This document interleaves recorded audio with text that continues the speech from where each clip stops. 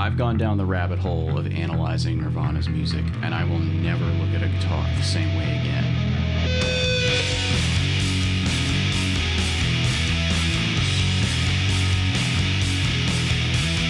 What Kurt Cobain did to write such memorable music is so simple, and yet it's something I've been ignoring for 30 years. But let's back up first and talk about why Nirvana's music defined an entire decade and remains as good today as it was back when I was an angsty teen with a shaved head and a chip on my shoulder the size of Texas.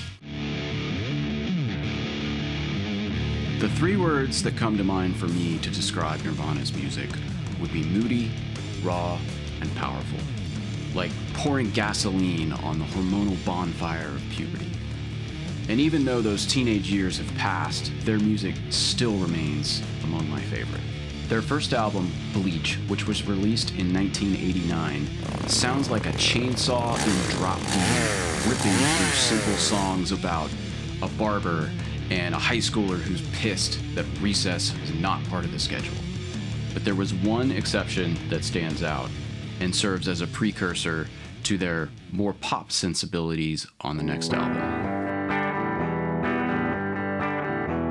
About a girl, with only 2 chords in the verse, a strained, soaring melody, a boppy chorus with a neat turnaround.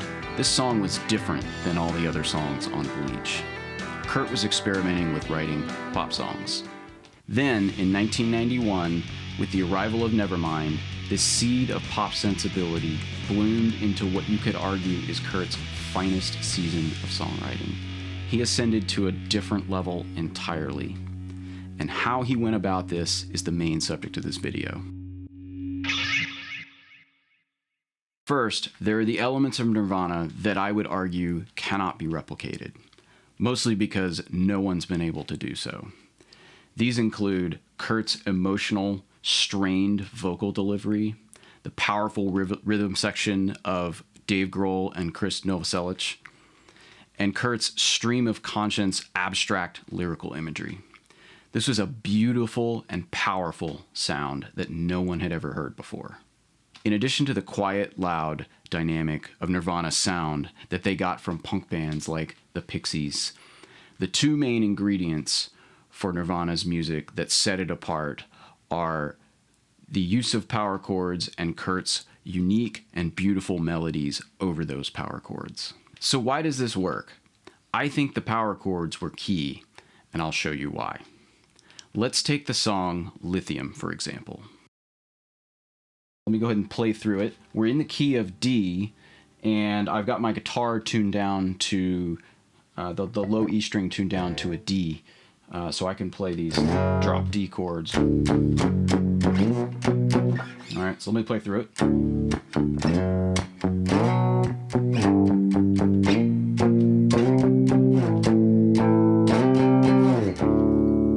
All right, so the chords that we're playing are D, F sharp, B, G, B flat, C, A, C. Okay. And I mentioned that this is in the key of D, but what you'll notice is that B flat and C are not in the key of D. So what's going on here?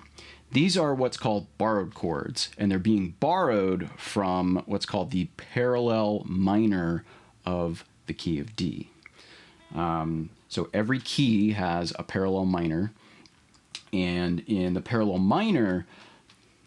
D minor key, there is a B flat and a C major.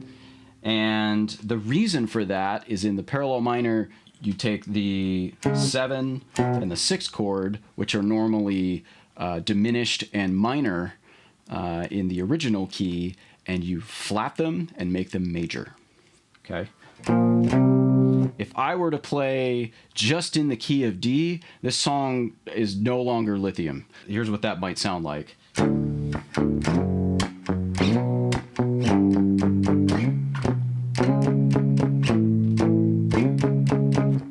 Yikes. That just doesn't sound good at all, at least once you're used to hearing Lithium. And that's what makes Lithium such a unique song. And and Kurt did this all the time in Nirvana songs. He would borrow chords from either the parallel minor or even the relative minor, and that's what makes this so special.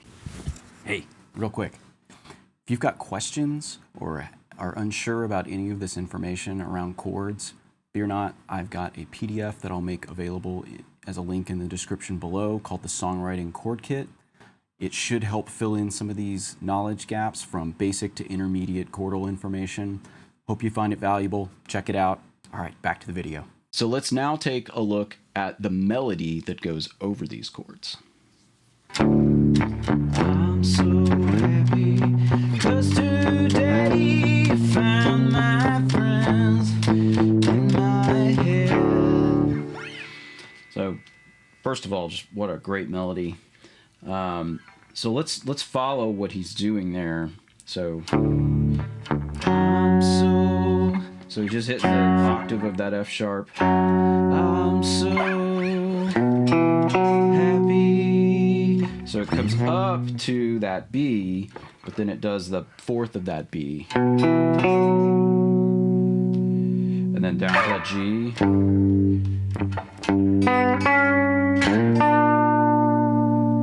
So the G, the walk up to the third of that B flat.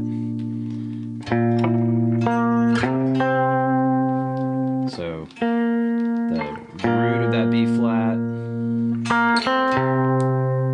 up to the C, and then the C chord follows it.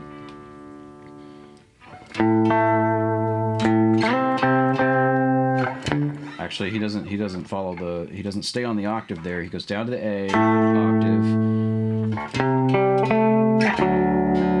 He does that, hits that C, and then he hits the fifth of that C, and then goes up to the sixth. And then hits the D and the third of that D. So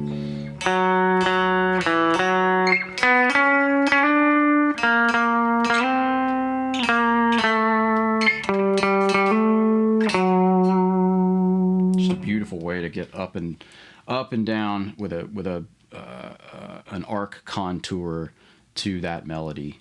It just sounds so good. All right, so let's move on to the chorus, which uses the same chords as the verse but changes the melody, and he just kind of reaches up really high for that scream on the chorus. So yeah, yeah, yeah.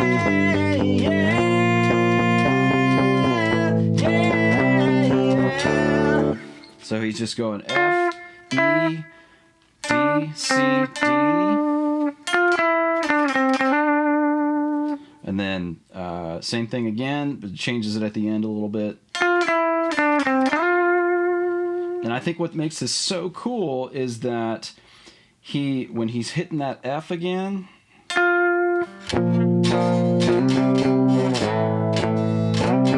it's on that turnaround on those chords. I just think that sounds so cool. Yeah, yeah.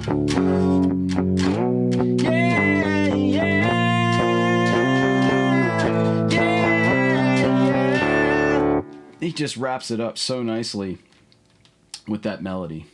So on the bridge, he changes up the chords underneath, and he's just switching back and forth between that G and that B flat. So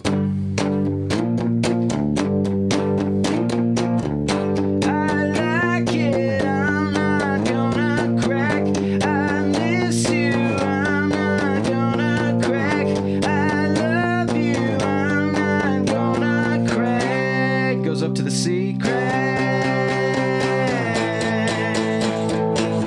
and then back to the D.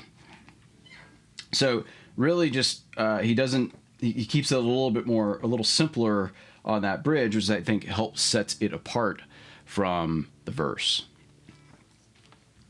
So another similar song on Nevermind in terms of writing style that kind of shows you that he was in sort of a mode when he was writing that record. A lot of these songs, they don't really sound the same, but if you look at the bones of the song, they've got a lot of similarities underneath. So in particular, Polly off that record, it uses some of the same chords. So it's a D, F, C, B flat.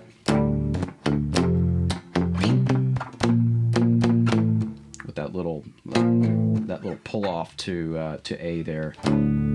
Polly wants a cracker.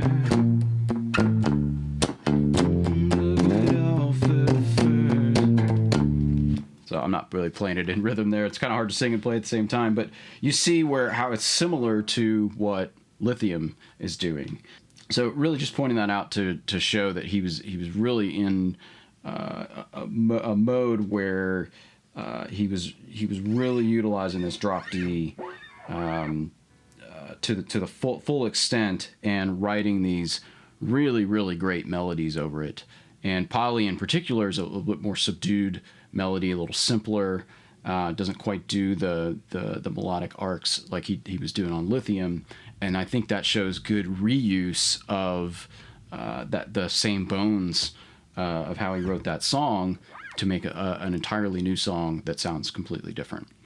So to contrast Nevermind with the next record in Utero, I want to point out one song in particular that strays from the just using power chords for everything, because he uses major and minor chords. And that song in particular is called Pennyroyal Tea, and it starts out on this A flat minor.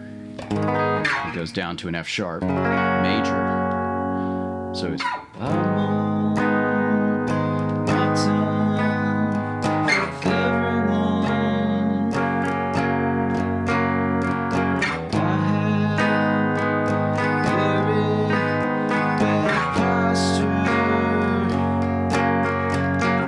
So it's a very just like sort of depressing kind of mood that he sets with that minor chord and that major chord, and then of course he kicks on in the dynamic, kicks on the distortion pedal, and sit and drink pennyroyal tea.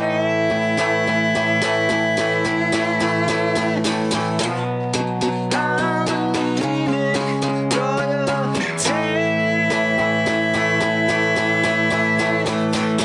So back into the power chords with that really, really strong sort of anthemic chorus there between the B and the C sharp and the A. And I love, one of the things I love he does in this song is he does a play on words with pennyroyal tea and anemic royalty, which I think is just so clever in terms of like wordplay. I love that. But really the main point here is you don't hear this. You don't hear major and minor chords on Nevermind. And even on Bleach, the only time before that he's really leveraging major and minor chords is the song I mentioned at the top, which is about a girl where it's going from E minor to G. And by the way, that E minor is the relative minor chord of G. Still in the key of G. E minor is still in the key of G, but E minor is the relative minor key to the major key of G. That's different. The relative minor is different from the parallel minor. So I thought it would be interesting to look at the song Lithium if he had not used the borrowed chords and had used major and minor chords, and what that would sound like, and how, just to demonstrate how this completely changes the song, in hopes that this will get you thinking about when you reach for your guitar, your instrument, or whatever, maybe don't play the major and the minor. Maybe leave out that third just to leave it a little bit more ambiguous, allows you to slide between borrowed chords a little bit easier, allows you to be a little bit more playful with your melodies that you're writing on top. So if I were to play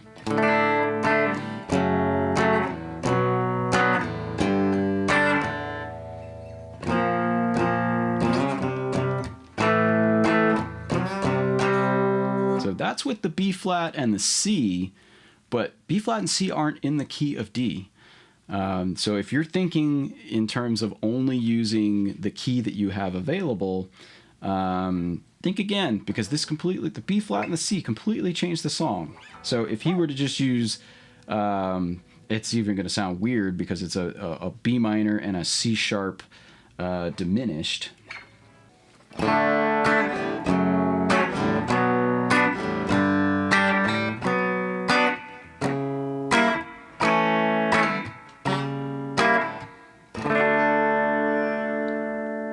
Not the same song, not even a little bit. Even with the major and minor chords, doesn't sound the same. That does. Even the D just doesn't sound as good. So the other point I want to bring up here is that if you stick to the diatonic key in your melody, I think it's less interesting as well. Now, don't get me wrong. There's plenty of songs that are written in diatonic keys with melodies that are within that key that are amazing. I think the only reason I want to point this out is because I feel it's interesting to me that this opens up possibilities for you in your songwriting to think about the different borrowed chords that you can use, and the fact that the melody doesn't have to always track the key that you're in. So think about that. Think about how that might be useful to you in your own songwriting. I hope you found that helpful. I know I did. It's changed the way that I think about the chords and the melody notes that I'm reaching for in my own songwriting after diving so deep into these songs that I thought were so simple. It turns out they're really, really complex when you get down to it. So I hope this inspires you. I hope this inspires you to sort of juice up your own songwriting with some of these techniques. And until next time, peace.